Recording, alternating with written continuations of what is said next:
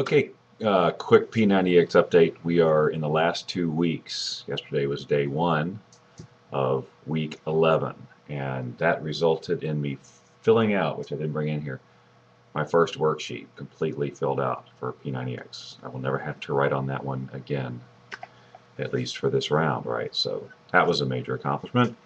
And yeah, yesterday was the first workout that I actually felt like I might lose it afterward, and it was because the night before I had a friend out, and who we hadn't hung out in a long time, and um, not last night, the night before, whatever I said.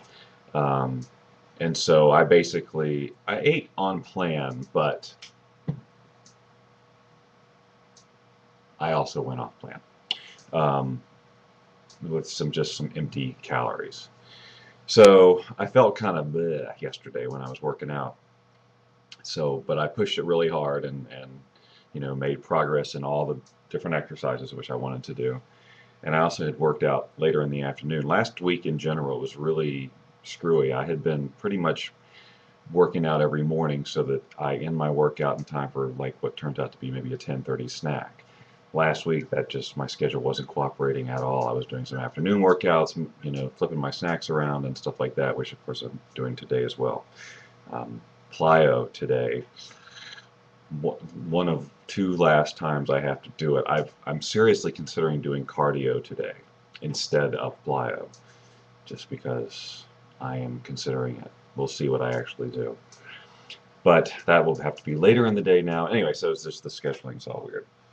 But yeah, 2 more weeks of the 12 weeks of exercise, and then I still haven't decided exactly how I'm handling that last recovery week. Probably a combination of doing it and not so doing it. Because like I said, I've got some plans on the 28th that are my last day of exercise that I'm just not going to be on plan that day now. But I will do my exercises.